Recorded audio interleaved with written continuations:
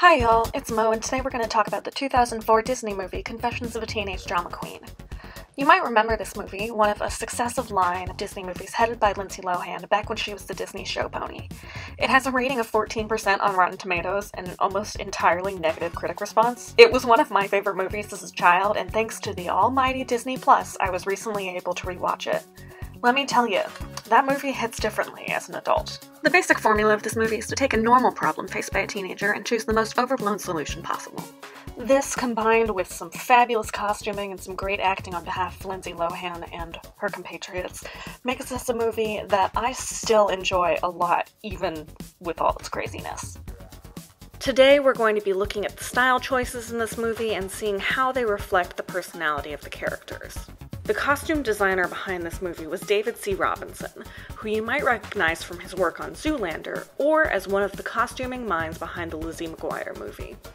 He made a lot of choices for the characters that I think really work. He made Lola a plucky teenager who just wants to stand out in any way she can. He made Carla the epitome of a spoiled suburbanite with some nice villain touches. He made Ella's look reflect her uncertainty in herself and even reflected Lola's influence on her style. And he made Miss Bigoli a style icon. I think the costumes for this movie are really well done, so we're going to take some time to dissect them further. I like to look at the way Lola changes the details between reality and the fantasies that we see play out in her head. For instance, the way that her bottle cap necklace is portrayed between fantasy and between reality. Lola attempts to replicate her larger-than-life imagination in her clothes, and we can see that play out on screen. First, let's notice Lindsay's pearl bottle cap necklace as well as her Louis Vuitton handbag. Lola imagines herself as the heroine in her story, even dressing herself in her imagination up like Holly Golightly, who I imagine is one of Lola's idols. In her real life, Lola makes statements with her clothes about who she wants to be or what she wants to portray. Here, beneath her fishnet shirt, Lola's wearing an I Heart New York tee just to symbolize to her mother how much she is mad about this move. Now, as a side note, Lola's supposed to be 15, so how does she have a poster that large of a man lustfully hugging a guitar on her wall?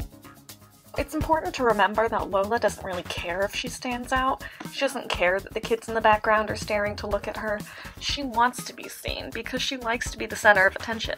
Her first day of school look is a bohemian hippie chic look, which would have fit right in New York, but makes her stand out like a sore thumb in Delwood. Also, of course she notices Ella's pins. Her bag is covered with 1,000 of them. I love the early 2000s fashion references in this scene, from the perfectly manicured French nails, to the J'adore Dior shirt, to the Tiffany necklaces.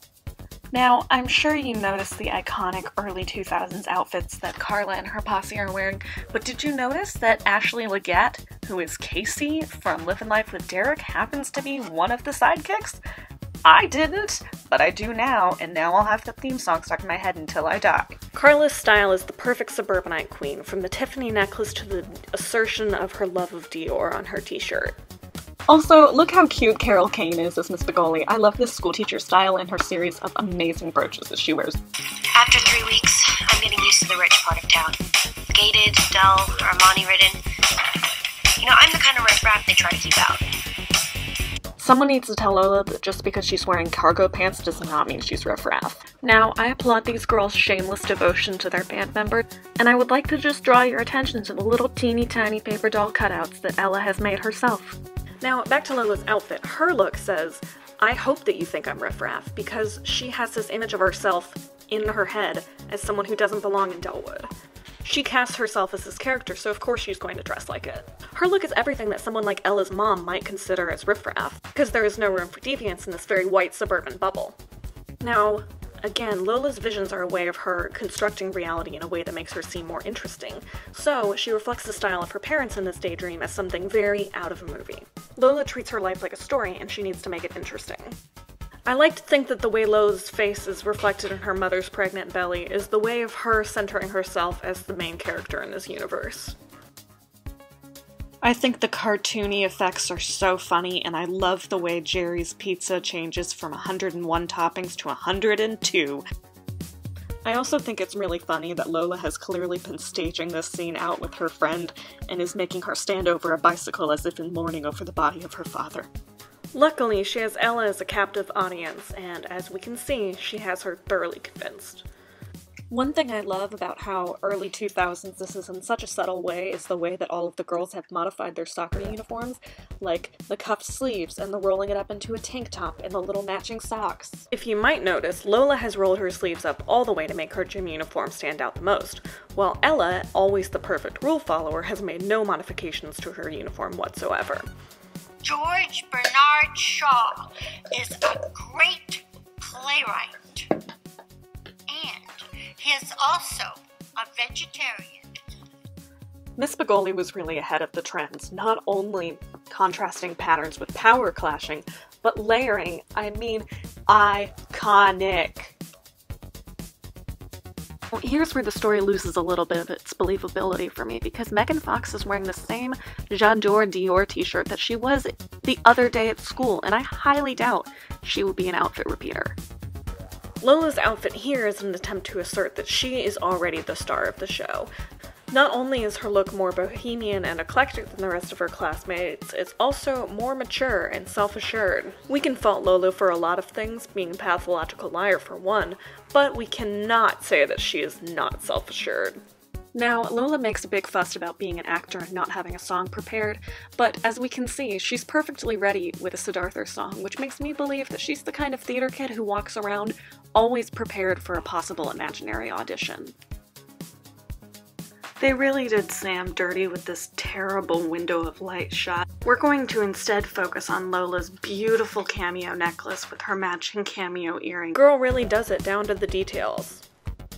I'd like to say that this is one of my favorite action sequences in teen girl movie history. I would wear Lola's jeans as a high-rise, but I love this vinyl style patchwork jacket. And I love Carla's matching set with the little purse.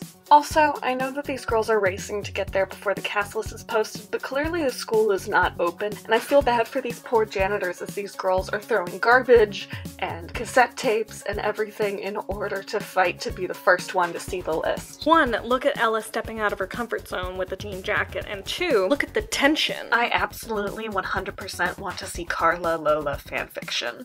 I know someone out there must have written something like that, and I want to read it. It's the end of the world as we know it, and Lola has covered her eyelids with periwinkle eyeshadow. Can we stop and enjoy the fact that Lola had this modernized Victorian style jacket thingy with lace gloves ready to go when there was time to mourn?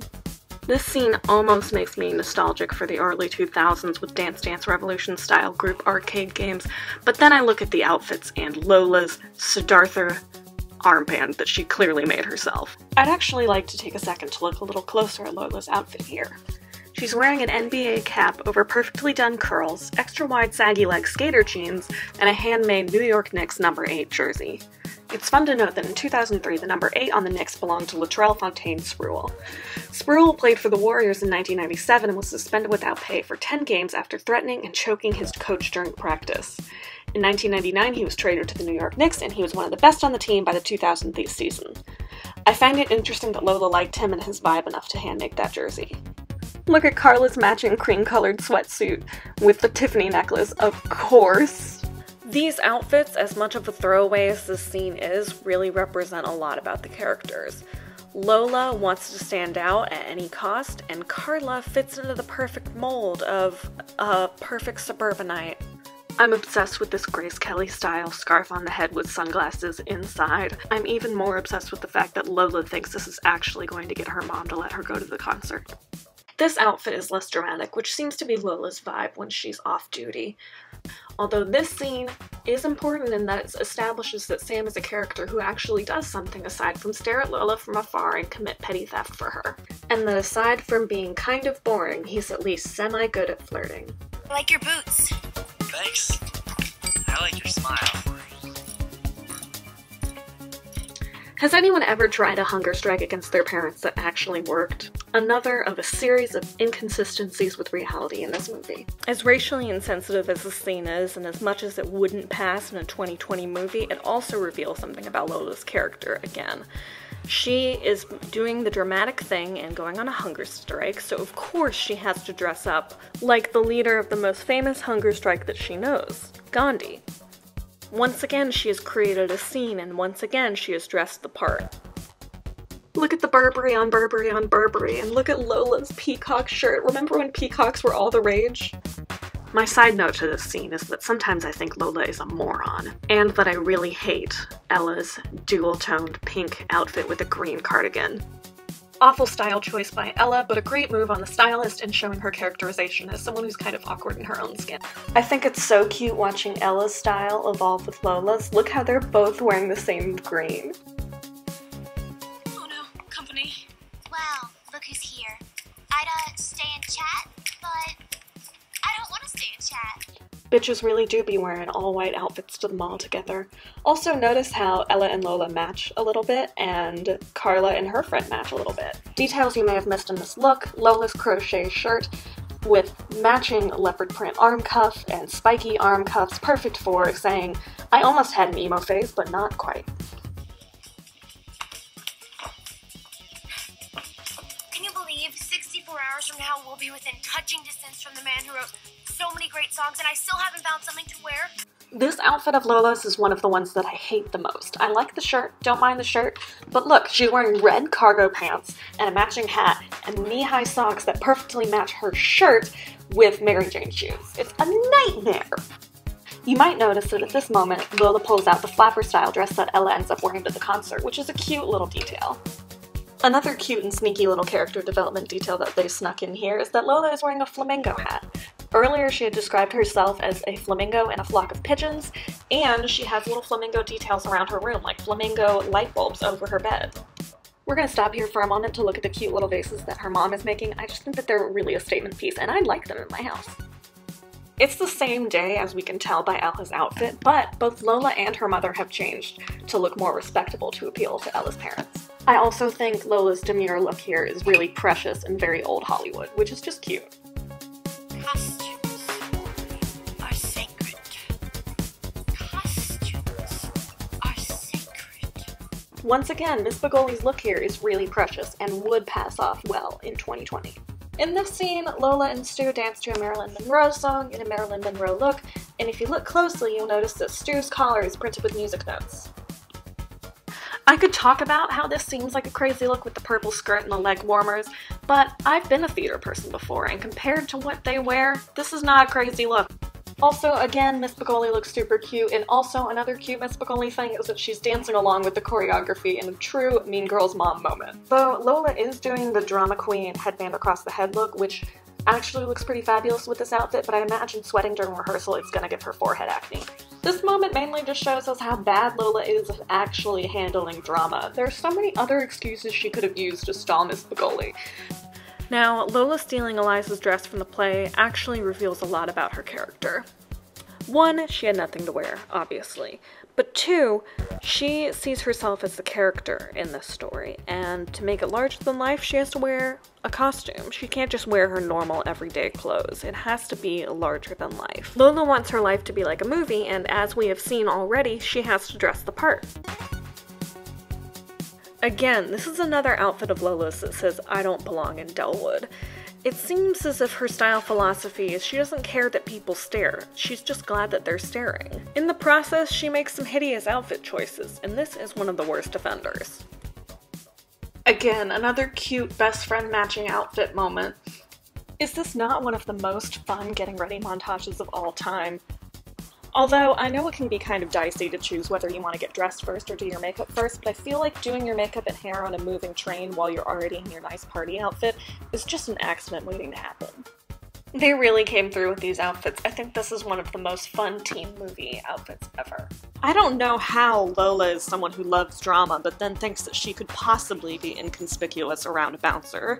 And this is another example of her being terrible at handling drama, because as soon as there's a situation, she makes up a terrible excuse. Let's all take a moment to appreciate how incredible Carla looks here, and also to appreciate the fact that feather boas are no longer in fashion and we don't have to pretend to like them anymore.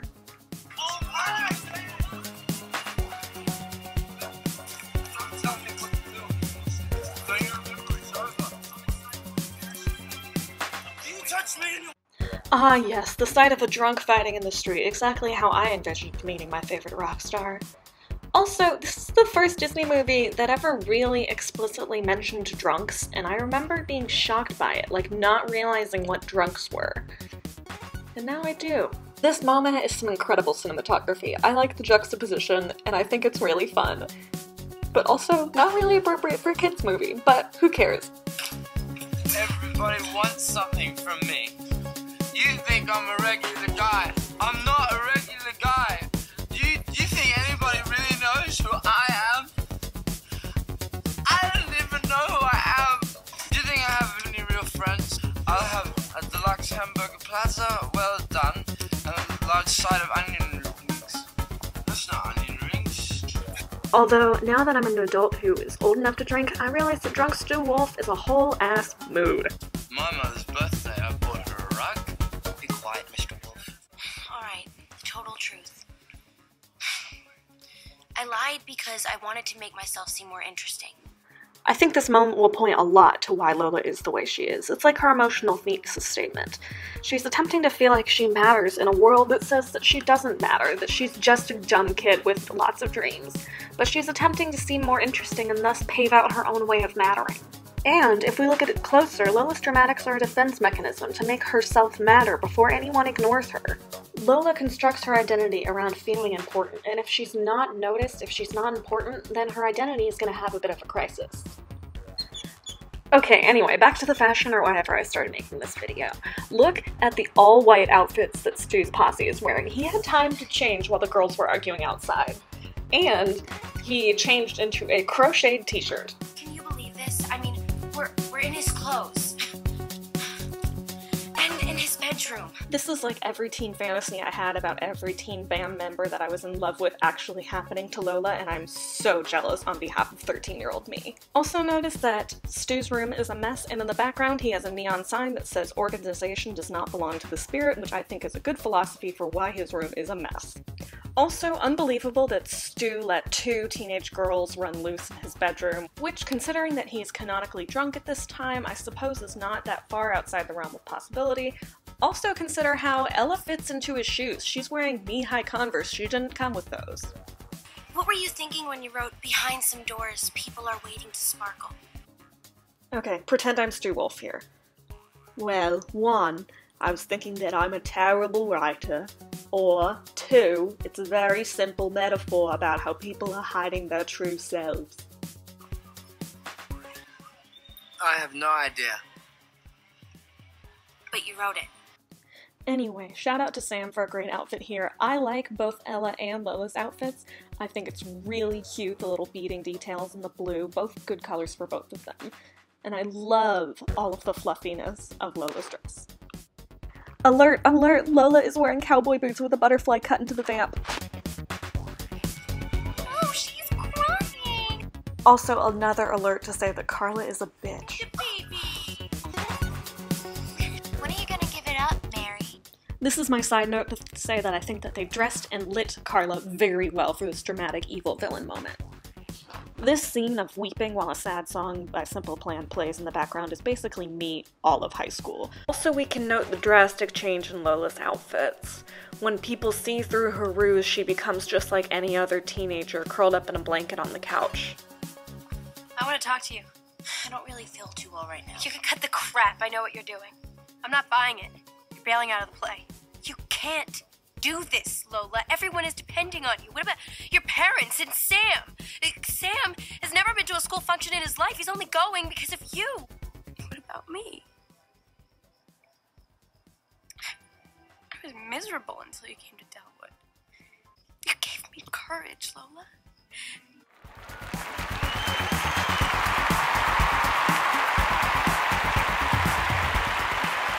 This moment shows that Ella is the true MVP, and also I think it represents a bit of a turning point for Lola, in realizing that she matters a lot to one person, and that's a lot more important than seeming interesting to everyone. Also, I love this green dressing gown jacket thing, and that she just has it around, and she only wears it for 5 seconds. Okay, this whole play within a play is part of the whole reason why I made this video. Look at the set decor, look at this big octopus, look at this cash register covered in fake receipts. I know that Lola herself didn't choose these outfits, so it reveals nothing about her character, but we're going to take an aside and you're going to humor me while I go through these outfits anyway. This also kind of raises questions for me about the budget for the school's drama club, as well as how popular drama is. Look at how expensive these set pieces must have been. They're gorgeous. It's insane. Plus, their orchestra pit is made up of kids with individual laptops doing electronic music. This tableau with the books and the statues is really cool, but the statue men are really scary in how they come out. I mean, yikes. This little outfit is also really cute. I love the Mary Janes and the socks. The only way you would need to modernize it is to heighten the waist of the skirt. Again, these books are really cool, but who paid for all of these? Who made all of them? And who paid for that giant head? Who made it? The costume designer for this movie did such an impeccable job. Look at those little daisy details at her neck, and look at the beading on the top. It's beautifully done, and never would happen in an actual school play because they wouldn't be able to afford those kind of costumes. Also, did anyone else see Miss Bigoli mouthing along the lines a la the mother in Mean Girls? Very cute.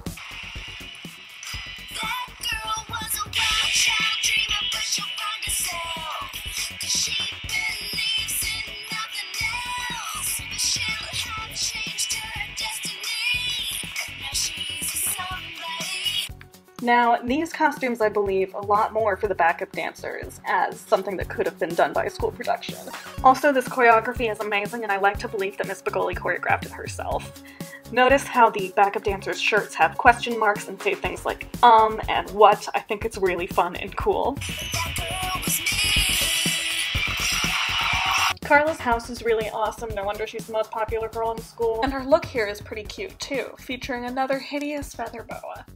I think Ella's look here is really cute, and I also think Lola's is really on brand with the fringe of the skirt, and I like how she clipped in pink hair extensions just for this moment. This is one of the most uncomfortable parts in the movie for me, just because I think it's really uncomfortable that Stu is a grown-up, but I really like her original cameo necklace. It's a true testament to Megan Fox that she can look this incredible while slipping and falling into a fountain. Maybe the real theme of this movie is that kids are mean no matter what, but look how Lola's changed. She's willing to help her enemy out, and has realized what's really important. Female solidarity, and holding hands with beautiful women.